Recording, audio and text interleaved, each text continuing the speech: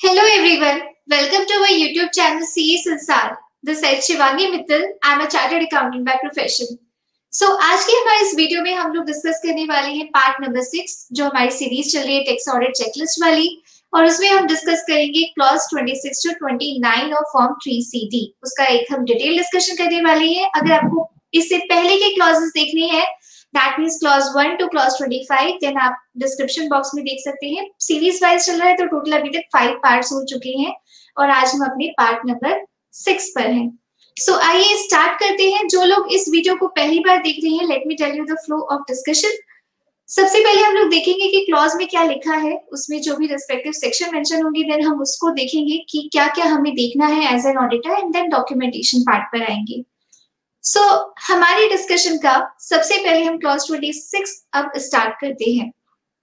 तो अगर मैं क्लॉज 26 ऑफ फॉर्म 3CD की अगर मैं बात करूं तो उसमें लिखा है कि in respect of any sum refer to in clause A, B, C, D, E, F or G of section 43B, the liability for which pre-existed on the first day of the previous year but was not allowed in the assessment of any preceding previous year and was paid during the previous year, not paid during the previous year. इस type से हमें कुछ details मांगी गई हैं. किस section से related? Section 43B से रिलेटेड. तो अगर अभी आप स्क्रीन पे देख सकते होंगे तो ये सेक्शन जो क्लॉज 26 है, ये प्रॉपर होल इंफॉर्मेशन ये हमसे मांगी गई है. उससे पहले अब क्योंकि ये 43B पे डिपेंड करता है सेक्शन, तो पहले हम समझते हैं 43B सेक्शन क्या कहता है. जो सेक्शन 43B है वो ये कहता है कि certain deductions to be only on actual payment. कुछ जो डिडक्शंस है वो ओनली एक्चुअल पेमेंट पर ही अलाउड होंगी. ऐसे कौन कौन से डिडक्शंस है जो एक्चुअल पेमेंट पर अलाउड होंगी? For example tax, duty, cess और fee by whatever name called under any law for the time being in force. अब ये जो डिडक्शन अलाउ करने की अगर हमारी बात आ रही है तो दैट मीन्स वो जो टैक्स है वो हमारा किससे रूट हुआ है? वो हमारा प्रॉफिट एंड लॉस अकाउंट से रूट हुआ है, तभी हम उसको डिडक्शन अलाउ या डिसअलाउ करेंगे. तो अगर आप कोई टैक्स जो आपने पे नहीं किया तो उसकी जो डिडक्शन है जब आप पे करोगे तभी आपको मिलेगी, उससे पहले आपको नहीं मिलेगी. Next is assessing as an employer by way of contribution of any provident fund और सुपर एनुएशन फंड और ग्रेचुटी फंड और any other fund for the welfare of employees. अगर आप एम्प्लॉयर हो और आपने एम्प्लॉय का कंट्रीब्यूशन टाइम पर within the due date of filing of return आपने नहीं जमा कराया तो आपका जो सेक्शन 43B है उसका डिडक्शन आपका जो है उसके अकॉर्डिंग आपकी डिसअलाउ हो जाएगी. नेक्स्ट, अगर आपके बैलेंस शीट में बोनस या कमीशन आ रहा है पेबल अमाउंट और आपने वो पे नहीं किया तो उसकी आपको डिडक्शन डिसअलाउ हो जाएगी. ये सिर्फ एक्चुअल पेमेंट पर ही मिलती है. सेम एक आती है इंटरेस्ट ऑन एनी लोन और boring from any public financial institution और स्टेट फाइनेंशियल कॉर्पोरेशन और state industrial investment corporation. So suppose करो अगर आप कोई लोन लेते हो अपनी किसी बैंक से, पब्लिक फाइनेंशियल इंस्टीट्यूशन से या फिर स्टेट फाइनेंशियल कॉर्पोरेशन से, अगर आप कोई लोन लेते हो और उस लोन का आपने इंटरेस्ट पे नहीं किया, सो इन दैट केस वो आपको डिसअलाउ हो जाएगा under as per section 43B, and then आपको उसको इस वाले सेक्शन जो क्लॉज है 26 उसमें आपको मेंशन करना होगा. Next is any sum payable by the assessee as interest on any loan or borrowing from a deposit taking non-banking financial company or systematically important non-deposit taking non-banking financial company.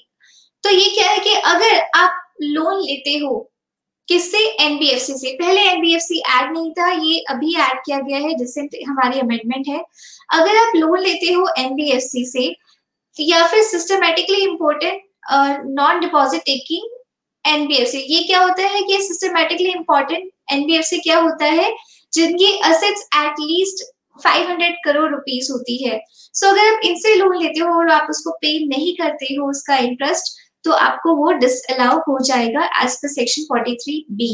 Same with the cooperative bank का एक section add किया गया है कि अगर आप cooperative societies या cooperative bank से अगर आप लोन लेते हो और आप उसका इंटरेस्ट पे नहीं करते हो तो वो एज पर सेक्शन 43B आपका डिसअलाउ हो जाएगा.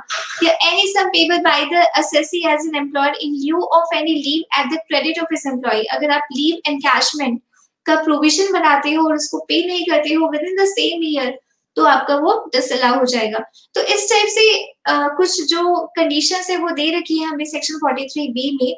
तो ये बोलता है कि शेल बी अलाउड, इनकी डिडक्शंस, ये जो हमने अभी आइटम्स पढ़े, इनकी जो डिडक्शंस है वो हमें तभी अलाउ होगी irrespective of the previous year in which the liability to pay such sum was incurred by the assessee according to the method of accounting regularly employed by him, only in computing the income referred to section 28 of that previous year in which such sum is actually paid by him. So ये जो ऊपर हमने जो हमने points पढ़े, like bonus और commission हो गया, एम्प्लॉय का कंट्रीब्यूशन हो गया, टैक्सेस ड्यू और सेस हो गया, इंटरेस्ट हो गया ऑन लोन अमाउंट, ये लीव एंड कैशमेंट वाला जो प्रोविजन हो गया, ग्रेचुटी वाला जो प्रोविजन हो गया, इनकी डिडक्शन आपको at the time of payment ही मिलेगी। बट उसमें एक प्रोवाइजो ऐड किया गया है, जो कि प्रोवाइजो ये कहते हैं कि provided that nothing contained in this section shall apply in relation to any sum which is actually paid by the assessee on or before the due date applicable in this case for furnishing the return of income under subsection 1 of section 139 in respect of the previous year in which the liability to pay such sum was incurred as aforesaid and the evidence of such payment is furnished by the assessee along with such return.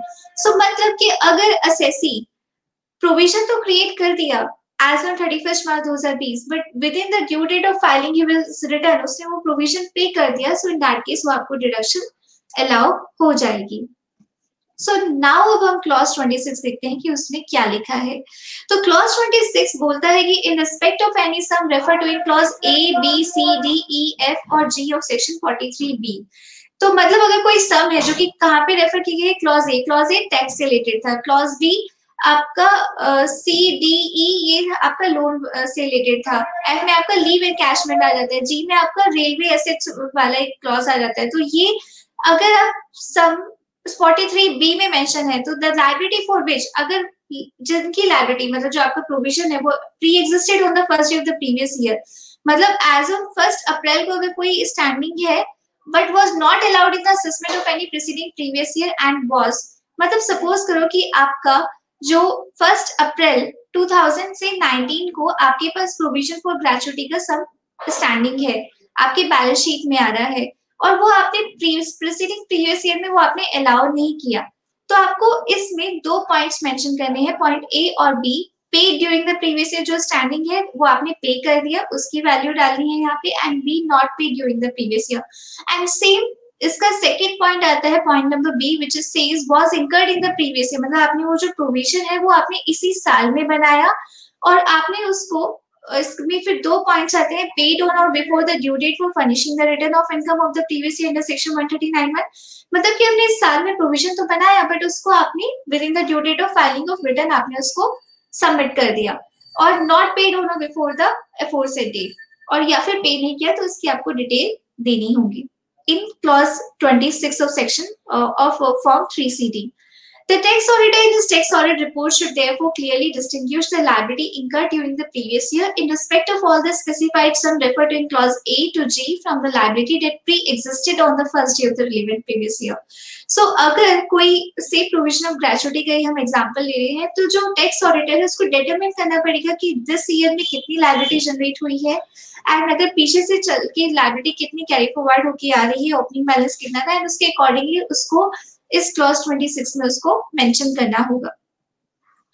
अब जहां पे आपका जो balance है, जो आपका opening balance में आपकी लायबिलिटी आ रही थी और वो आपने पिछले प्रीवियस ईयर में कभी पे नहीं करी और इस साल में आपने उसको पे कर दिया है, सो इन दैट केस आपको क्या चेक करना होगा, whether there are any dues pertaining to clause A to G of section 43B on the first day of the previous year which was not allowed in the assessment for any preceding previous year। क्या कोई ऐसे dues थे जो कि standing मतलब जो कि carry forward होके आ रही है और हमने उसको अलाउ नहीं किया पिछले कभी सालों में, तो reference can be made two clause 26(1)(a)(b and 26(1)(b)(b) of the form 3CD of last year. तो इसके लिए आप क्या कर सकते हो, जो लास्ट ईयर अगर फॉर्म 3CD फाइल हुआ है आप उसको भी रेफर कर सकते हो कि ऐसा कोई अमाउंट था या नहीं। नेक्स्ट आता है whether any amount is paid towards such dues during the previous year. तो अगर कुछ अमाउंट था जो ओपनिंग में आ रहा था तो आपने क्या उसके ड्यूज पे करे हैं, If yes, अगर पे किए हैं तो whether the same has been reported in clause 26(1)(a)(a), मतलब क्या आपने इस क्लॉज में उसको आपको रिपोर्ट करना है और साथ में ही आपको इसकी प्रूफ्स भी अपने पास रखने हैं। अगर आपका कोई स्टैंडिंग बैलेंस है जो ओपनिंग में आ रहा है और वो आपने पे नहीं किया, सो इन दैट केस आपको क्या करना होगा, whether there are any dues pertaining to clause A to G of section 43B that pre-existed on the first day of the previous year which are still pending for payment on the last day of the previous year, आपको देखना है कि क्या ऐसी कोई provision है जो आपका शुरू से चल के आ रहा है और इस साल भी आपने उसको पे नहीं किया। अगर है तो आपको यहाँ पे 26A के पॉइंट नंबर बी में आपको मेंशन करना है। नेक्स्ट आता है कि आपने प्रोविजन इस साल बनाया एंड उसको बनाने के बाद उसको आपने पेड ऑन और before the due date for furnishing the return of income of the previous year under section 139(1). आपने ड्यू डेट के पहले आपने उसको पे कर दिया। तो वेदर देयर आपको क्या क्या चेक करना है, whether there are any dues to clause for A to G ऑफ सेक्शन 43B incurred during the previous year and are due at the last day of the previous year। तो आपको ये देखना है कि क्या आपने कोई प्रोविजन बनाया last day of previous year में एंड देन क्या आपने उसको पे किया within the due date of filing of return. अगर किया है तो उसके बाद क्या आपने उसको रिपोर्ट करना है आपको यहाँ पे, और साथ में उसकी प्रूफ्स भी रखनी है। और अगर कोई आउटस्टैंडिंग बैलेंसेस है तो उसको बैलेंस शीट में एक बार उसका क्लोजिंग डेट पे उसको मैपिंग करनी है कि ये वाला मैपिंग इन द सेंस आपके वर्किंग पेपर्स में आपको पता होना चाहिए कि लाइक 31 मार्च को ये मैंने बैलेंस स्टैंड किया एंड देन ये उसकी पेमेंट कब हुई, क्योंकि आप इस एक्सपेंस को डिसअलाउ नहीं कर रहे हो तो ये आपको अच्छे से देखना है। नेक्स्ट आता है अगर आपने उसको पे नहीं किया, आपने प्रोविजन बनाया बट आपने उसको within due date of filing of return आपने उसको पे नहीं किया, तो इन दैट केस आपको देखना है कि क्या ऐसा कोई एक्सपेंस है जो आपने प्रोविजन बनाया एंड आपने पे नहीं किया, और अगर ऐसा है तो आपको बस रिपोर्ट करना है। ओके, अब इसी के साथ जो क्लॉज 26 है उसमें एक सेकंड पॉइंट आता है जो कि पूछता है whether goods and service tax, custom duty, excise duty और any other indirect tax, levy, cess, impost etcetera has been pass through the profit and loss account. कि क्या ये जो जीएसटी हो गया या कस्टम ड्यूटी हो गई, क्या इनकी एंट्रीज आपने प्रॉफिट एंड लॉस अकाउंट से पास करी है? अगर करी है तो आपको इसमें रिपोर्ट करना है।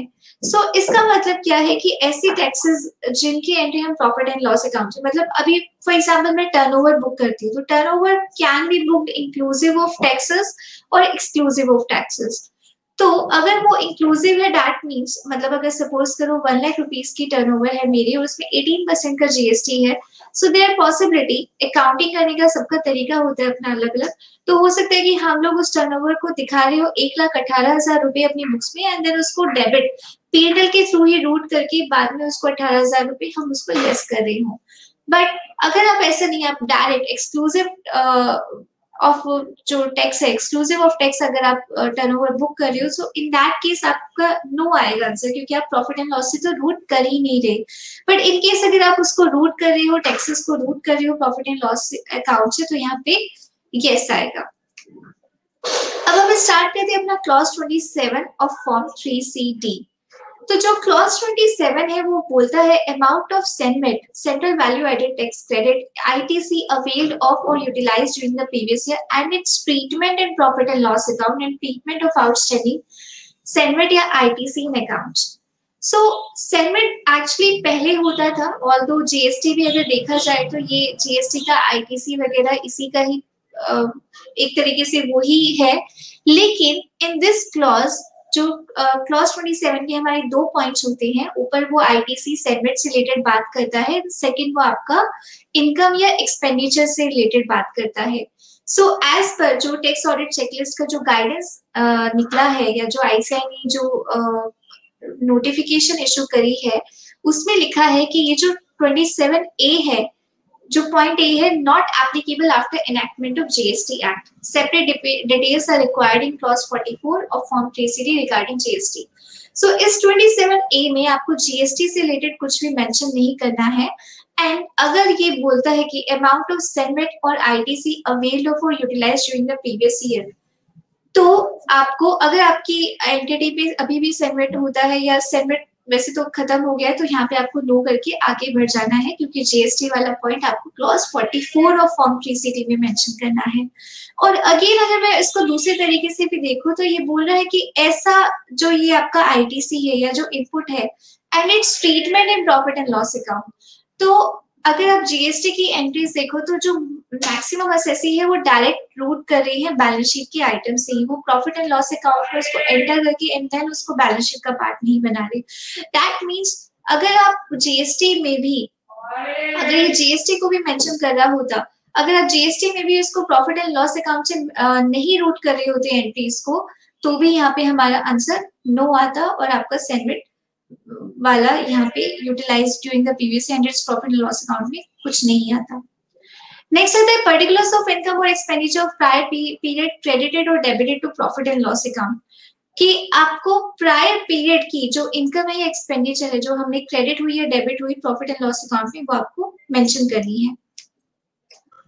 सो क्लॉज नंबर 27 में हमें आपको पर्टिकुलर्स मेंशन करनी है कि जो प्रायर पीरियड से रिलेटेड है उसके, अगर आप उसके एडजस्टमेंट अपने इस प्रेजेंट ईयर में मतलब प्रीवियस ईयर में आप करते हैं तो आपको उसकी पर्टिकुलर्स मेंशन करनी है। अगर आप प्रायर पीरियड आइटम्स की एडजस्टमेंट कर रहे हो क्लॉज नंबर 27 में, सो इसका मतलब है कि आपका जो असेसी है वो mercantile system of accounting follow करता है, because cash basis of accounting में तो हम लोग सिर्फ कैश रिसिप्ट्स या कैश पेमेंट देखते हैं, उसमें हमें कौन से किस ईयर का है उससे कोई लेना देना नहीं होता। सो एक चीज ध्यान में रखिए कि अगर आपका कैश बेसिस ऑफ अकाउंटिंग वाला असेसी है, जो असेसी कैश बेसिस फॉलो कर रहा है, सो इन दैट केस आपका जो क्लॉज 27 का बी पॉइंट है वो एप्लीकेबल नहीं होगा। बट अगर आपका मर्केंटाइल सिस्टम ऑफ अकाउंटिंग जो फॉलो कर रहा है असेसी, इन दैट केस आपका 27 भी आपका अप्लाई होगा। सो वेदर आपको इसमें क्या क्या देखना है कि whether assessee is following mercantile system of accounting, अगर कर रहा है वो मर्केंटाइल सिस्टम ऑफ अकाउंटिंग, तो whether any expenditure income of any earlier year debited और credited to the profit and loss account of the relevant previous year. तो आपको ये देखना है कि क्या पिछले सालों का कोई एक्सपेंस या कोई इनकम हमने डेबिट या क्रेडिट करी प्रॉफिट एंड लॉस अकाउंट में, अगर करी है तो आपको इस क्लॉज में रिपोर्ट करना है। And in case of company where the disclosure of prior period items in financial statement has been tallied, अगर कंपनी है तो उसमें आपको डिस्क्लोजर देना होता है प्रायर पीरियड आइटम्स का, तो आपको उस पर मैच करना है। अब नेक्स्ट हम स्टार्ट करते हैं अपनी क्लॉज 28 ऑफ फॉर्म 3CD पे। तो जो क्लॉज 28 है वो बेसिकली बात करता है सेक्शन 56(2)(7)(a) के ऊपर।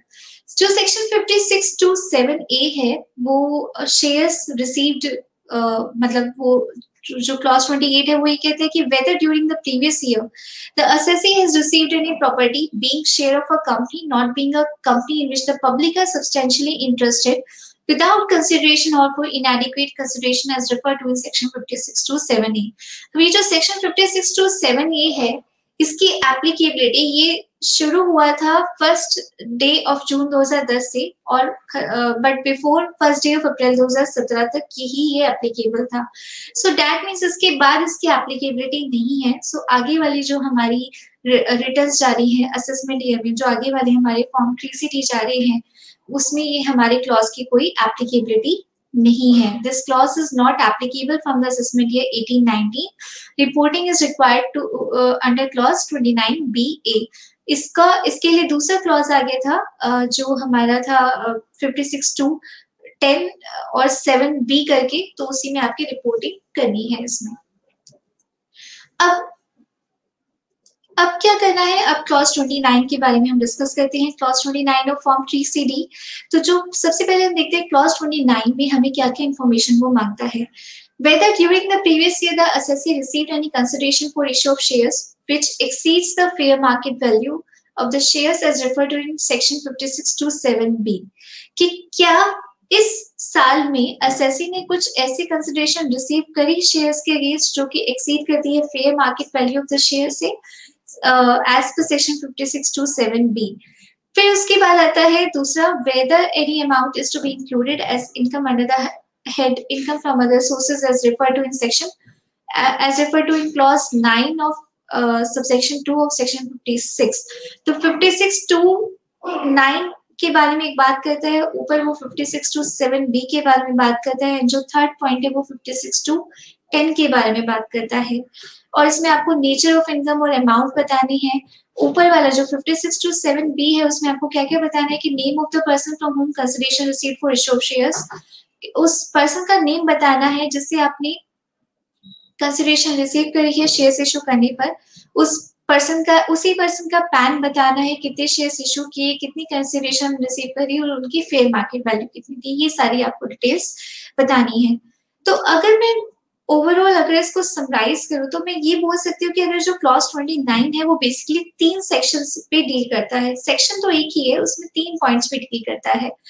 सेक्शन 56 to 7B पे डील करता है, फिर सेक्शन 56 to 9 पर करता है और फिर सेक्शन 56 to 10 पर करता है। So let's start one by one. सबसे पहले हम 7B को देखेंगे एंड देन फिर हम क्लॉज पे आएंगे कि क्लॉज में क्या इन्फॉर्मेशन वो मांग रहा है। फिर हम 56 to 9 पर आएंगे एंड देन क्लॉज को देखेंगे एंड देन फिर हम 56 to 10 पर आएंगे एंड देन हम क्लॉज को देखेंगे। तो सबसे पहले हम 56 to 7B of income tax act को में देखते हैं क्या है।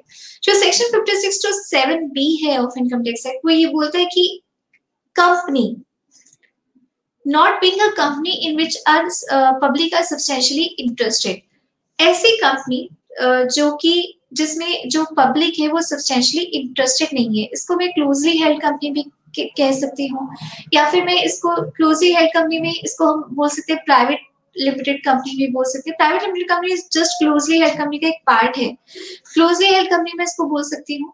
ठीक है, तो अगर कोई कंपनी वो शेयर्स इशू करती है, शेयर्स इशू करने पर उसकी फेस वैल्यू से 10 रुपीज है और फिर एक जो पर्सन है जो शेयर खरीद रहा है, एनी पर्सन, वो उसका जो कंसिडरेशन है वो जो शेयर्स इशू कर रही है कंपनी वो प्रीमियम पर इशू कर रही है।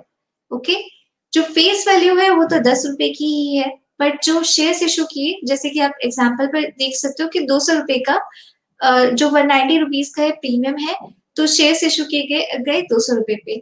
लेकिन जब हमने उन शेयर्स की फेयर मार्केट वैल्यू निकाली तो पता चला कि वो जो फेयर मार्केट वैल्यू है वो तो 150 रुपीज ही है।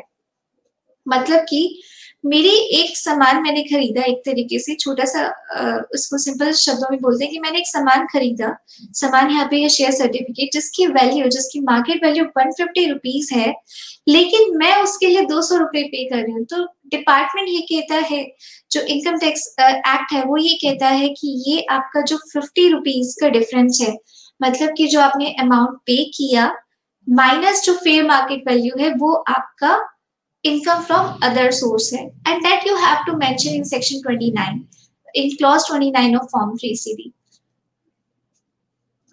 तो जो clause 29 है form 3CD जो कि पहली section 56 to 7B के बारे में बात करता है, कि बोलता है कि where a company not being a company in which the public are substantially interested receives in any previous year from any person being a resident, जहाँ पे एक कंपनी है वो कंपनी इंक्लूड नहीं करेंगे जिसमें पब्लिक सब्सटेंशियली इंटरेस्टेड है, उसमें कोई पर्सन जो कि रेजिडेंट है, नॉन रेजिडेंट होगा तो चल जाएगा, बट अगर रेजिडेंट है वो ऐसे पेमेंट करता है, प्रीमियम पे शेयर्स इशू किए गए हैं और वो इतना कंसिडरेशन पे करता है जो जिसकी वैल्यू फेयर मार्केट वैल्यू से ज्यादा आती है, तो जो कंसिडरेशन जितना वो पे कर रहा है minus the fair market value, वो जो अमाउंट है वो आपका इनकम फ्रॉम अदर सोर्स में आ जाएगा, प्रोवाइडेड इसमें कुछ जो provided in this clause shall not apply where the consideration for issue of shares is received, जहाँ पे हम consideration receive कर रहे हैं तो वहाँ पर ये हमारा clause नहीं अप्लाई होगा। कौन कौन से केसेस में अप्लाई नहीं होगा? जहाँ पे वेंचर कैपिटल अंडरटेकिंग होगा from a venture capital company और अ वेंचर कैपिटल फंड और अ स्पेसिफाइड फंड। मतलब कि अगर आपकी कंपनी वेंचर कैपिटल अंडरटेकिंग है और वो शेयर्स इशू करती है और वो फंड्स रिसीव करती है वेंचर कैपिटल कंपनी से या वेंचर कैपिटल फंड्स रिसीव करती है स्पेसिफाइड फंड्स, या फिर एक कंपनी जो कि फ्रॉम अ क्लास और classes of persons as may be notified by the central government in this behalf. तो इस टाइप से जो सेक्शन 56 to 7B है इसकी कुछ कंडीशंस दे रखी है कि फेयर मार्केट वैल्यू आपको कैसे निकालनी है। फेयर मार्केट वैल्यू के लिए हम लोग देखते हैं रूल 11UA, तो स्पेसिफाइड फंड ये भी रिसेंटली आया है तो इसके बारे में डेफिनेट डिफाइन किया गया है। तो उसके हिसाब से 56 to 7B के हिसाब से अगर जो मैं बेसिक इंटेंशन पे जाऊंगी, अगर आप इशू प्राइस ज्यादा पे करते हो फेयर मार्केट वैल्यू के कंपैरिजन में, तो जो डिफरेंस है वो आपका इनकम फ्रॉम अदर सोर्स में टैक्सेबल हो जाएगा। सो इन फर्स्ट पॉइंट, जैसे क्लॉज 29 के मैंने बोला 3 पॉइंट्स होते हैं, सो अगर मैं फर्स्ट पॉइंट की बात करूं तो फर्स्ट पॉइंट अब हम देखते हैं कि क्या बात करता है। तो जो फर्स्ट पॉइंट है वो ये कहता है कि whether during the previous year the assessee received any consideration for issue of shares which exceeds the fair market value of the shares as referred to in section 56 to 7b. If yes, please furnish the details of the same.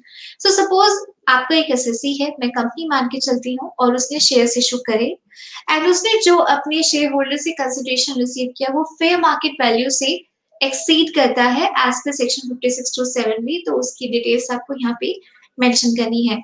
आपको क्या क्या check करना है कि whether the SSC is a company, क्या आपकी SSC company है, not being a company in which the public are substantially interested.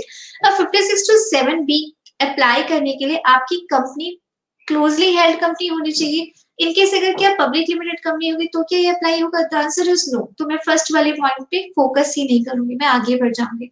तो whether the company is a company not being a company in which the public are substantially interested receives in any previous year from any person being a resident any consideration for issue of shares that exceeds the face value of such shares। आपको ये देखना है कि क्या company ने आपकी जो closely held company है, सबसे पहले तो आपको ये देखना है कि आपकी वो क्लोजली हेल्ड कंपनी है क्या। क्लोजली हेल्ड को अगर मैं एक्ट के हिसाब से बोलूं तो मैं ये बोल सकती हूँ कि company in which the public are not substantially interested. आपको ये देखना है। फिर उसके बाद आपने देखना है कि उसने क्या शेयर्स इशू करे। शेयर्स इशू करे तो क्या वो फेयर मार्केट वैल्यू से ज्यादा इशू प्राइस है क्या। ये 3 चीजें चेक करिए। फिर आपने देखना है कि whether share capital schedule and ROC records have such as forms PAS 3 MGT 14 and MGT 1 have been obtained and verified. तो जब भी हम शेयर्स इशू करते हैं तो हम कुछ फॉर्म्स फाइल करते हैं। सो ये आपको देखना है, और फॉर्म्स के साथ आपको सिंक करनी है अपनी इंफॉर्मेशन को, चेक करना है and whether the valuation report as per rule 11U और 11UA हैज बीन ऑब्टेन्ड। तो आपको वैल्यूएशन रिपोर्ट भी देखनी है कि जब भी हम अनकोटेड इक्विटी शेयर्स ट्रांसफर करते हैं तो उसका हमारे वैल्यूएशन रूल्स दे रखे हैं कि या तो एक फॉर्मूला बेस्ड होता है या फिर मर्चेंट बैंकर निकाल सकता है। तो उसके हिसाब से अगर कोई वैल्यूएशन रिपोर्ट है तो उसको आपको चेक करना है। एंड क्योंकि ये सारी चीजें करंट ईयर से रिलेटेड होंगी तो आपको करंट ऑडिट फाइल्स में ये मेंटेन करना है। नेक्स्ट आता है आपका 56 टू 9। तो अगर आप क्लॉज 29 देखो तो उसमें 3 पॉइंट्स पे वो डील करता है। Point number 1 is 56 to 7b जिसके रिलेटेड मैंने जो पॉइंट है वो कवर कर लिया। नेक्स्ट आता है 56 टू 9 जो कि बहुत छोटा सा है, जो बोलता है कि any sum of money received as an advance और otherwise in the course of negotiation for transfer of capital asset if such sum is forfeited and the negotiations do not result in transfer of such capital asset। That means कि अगर आपका कोई transaction हुआ capital asset purchase करने का and आपने कोई advance में पेमेंट कर दिया एक एसएससी को, अब वो क्योंकि ट्रांजेक्शन फ्रूटफुल नहीं हो पाई, वो कंप्लीट नहीं हो पाई, तो वो अमाउंट आपका फोरफीट हो गया है। सो जो फोरफिटेड अमाउंट है वो आपका इनकम फ्रॉम अदर सोर्स में टैक्सेबल हो जाता है। सो उसका अगर आपका ऐसा क्लाइंट है जिसने ये अमाउंट फोरफीट कर लिया है तो उसके लिए आपको ये वाला क्लॉज का जो 29 है उसके इस पॉइंट में आपको मेंशन करना होगा। And what is that point? ये बोलता है कि whether any amount is to be included as income chargeable under the head income from other sources as referred to in section 56 to 9 कि क्या कोई अमाउंट इंक्लूडेड है IOS में, इनकम फ्रॉम अदर सोर्स में as section 56 to 9 that you have to check whether. इसमें आप क्या देखोगे, whether any change in the balances of the advances received against sale of capital assets has been verified कि क्या balances में कोई change हुआ है एडवांसेस के। जब हम कैपिटल एसेट सेल कर रहे हैं तो क्या बैलेंसेस में चेंज हुआ है एडवांसेस के। Next is there any sum of money forfeited, क्या कोई अमाउंट फोरफिट किया गया है which is received as an advance और otherwise in the course of negotiation for transfer of capital asset. Whether the management representation letter explaining in details of the nature of forfeiture has been received, क्या आपने management representation letter receive किया है। सो ये आपको देखना होगा। अभी हमारा लास्ट आता है जो क्लॉज 29 का पॉइंट आता है जो कि थर्ड पॉइंट मैं बोलूंगी जो कि 56 टू 10 से रिलेट करता है। तो सबसे पहले हम 56 टू 10 का एक क्विक ओवरव्यू लेते हैं। तो 56 टू 10 बोलता है कि अगर मनी है और एक प्रॉपर्टी है, ठीक है। सो अगर आप मनी रिसीव करते हो विदाउट कंसिडरेशन, बिना किसी कंसिडरेशन के, बिना कुछ करे आपने मनी रिसीव करा और उस मनी की जो वैल्यू है वो 50,000 रुपए से एक्सीड करती है। जो आपने मनी रिसीव करा, जो पैसा आपने रिसीव करा, उसकी वैल्यू 50,000 रुपए से एक्सीड करती है। तो जो 50,000 रुपए से आपने 51,000 रिसीव करा, तो आपका ये जो पूरा अमाउंट है ये आपका इनकम फ्रॉम अदर सोर्स में टैक्सेबल हो जाएगा। अब प्रॉपर्टी को अगर मैं डिफाइन करूं तो प्रॉपर्टी दो टाइप की होती है, एक होती है मूवेबल प्रॉपर्टी, एक होती है इमूवेबल प्रॉपर्टी। तो अगर मैं इमूवेबल प्रॉपर्टी, जैसे मेरी बिल्डिंग हो गई, मेरा घर हो गया, रेजिडेंशियल फ्लैट्स हो गए, जो भी हमारे इमूवेबल प्रॉपर्टी, लैंड, बिल्डिंग, ये सब हो गया, ये मेरा इमूवेबल प्रॉपर्टी में आ गया। अदर देन इमूवेबल प्रॉपर्टी पे से कार हो गया, इस टाइप से जो कार हो गया, या जो भी कोई टीवी, फ्रिज, इस टाइप से अगर कुछ है तो अदर देन इमूवेबल प्रॉपर्टी में आपका आ जाएगा। तो अगर आप इमूवेबल, सपोज करो लैंड, बिल्डिंग और बोथ, अगर आप विदाउट कंसिडरेशन के ट्रांसफर करते हो, मैं यहाँ पे एक बिल्डिंग, एक रेजिडेंशियल फ्लैट का एग्जांपल ले रही हूँ, और आपने उसको बिना कंसिडरेशन, विदाउट कंसिडरेशन आपने उसको ट्रांसफर कर दिया, और वो जो घर ट्रांसफर किया है उसकी वैल्यू 50, जो स्टैम्प ड्यूटी वैल्यू है वो 50,000 रुपए से ऊपर है। सो इन दैट केस जो फुल कंसिडरेशन जो आपका इनकम फ्रॉम अदर सोर्स में पूरा मान लिया जाएगा कि आपकी स्टैम्प ड्यूटी वैल्यू टैक्सेबल हो जाएगी। बट अगर आपने कुछ कंसिडरेशन लिया है लेकिन उस कंसिडरेशन का जो अमाउंट है वो स्टैम्प ड्यूटी वैल्यू से कम है, तो जो डिफरेंस है आपको देखना है ये क्या वो 50,000 से एक्सीड करता है, क्या कंसिडरेशन का फाइनेंशियल 19-20 में 10% का लिमिट है और फाइनेंशियल 20-21 में 5% का लिमिट है। तो कंसिडरेशन का आप 10% निकालेंगे और देखेंगे फॉर द फाइनेंशियल 19-20 कि क्या ये लिमिट सेटिस्फाई हो रही है, तो उसमें जो डिफरेंस होगा वो आपका इनकम फ्रॉम अदर सोर्स में आ जाएगा। Similarly other than immovable property में विदाउट कंसिडरेशन आप देखेंगे कि क्या आपने जो प्रोडक्ट रिसीव करा, जो आपने प्रोडक्ट लिया इमूवेबल प्रॉपर्टी में, तो वो विदाउट कंसिडरेशन है और उसकी अगर फेयर मार्केट वैल्यू 50,000 से ज्यादा है तो होल फेयर मार्केट वैल्यू आपकी टैक्सेबल हो जाएगी।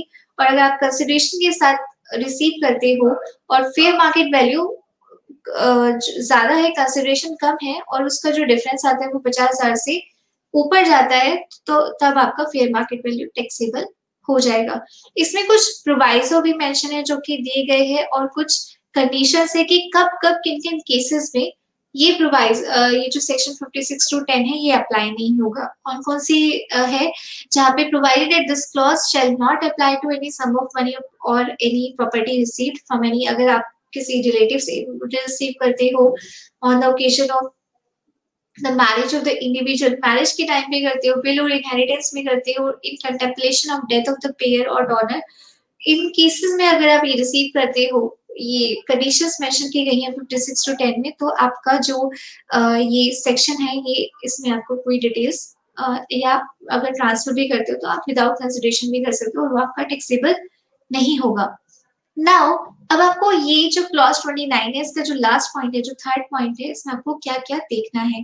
आपको देखना है कि वेदर एनी अमाउंट, जो पॉइंट में लिखा है वो लिखा है कि whether any amount is to be included as income chargeable under the head income from other sources as referred to in section 56 to 10। तो आपको ये देखना है कि whether assessee is in receipt of money other than from the relatives, क्या assessee को कुछ पैसा मिला है रिलेटिव्स को छोड़ के विच exceeds ₹50,000, whether there is an addition to the immovable property or investment in the books of account, क्या कोई एडिशन हुआ है immovable property में या इन्वेस्टमेंट में books of account में, अगर हुआ है तो check the mode of the acquisition, अगर हुआ है तो आपको एक्विजिशन का मोड देखना है और कंसिडरेशन किस तरीके से पे किया है ये भी आपको देखना है। एंड ऑल्सो अगर आप इमूवेबल प्रॉपर्टी की अगर हम बात करें और 50 लाख से ऊपर की प्रॉपर्टी होती है तो फॉर्म एसएफटी में वो मेंशन हो जाता है, तो एसएफटी की डिटेल्स देखनी 26A से, तो वो आपको चेक करना है। Next is whether the mode of acquisition of the asset is provided in the exception such as will, gift from relatives on occasion of marriage from trust registered under section 12A as mentioned in fourth proviso to section 56 to 10। आप देखो कि उसको will मिली है, gift मिला है relative से occasion of marriage में, तो ये आपको चेक करना है।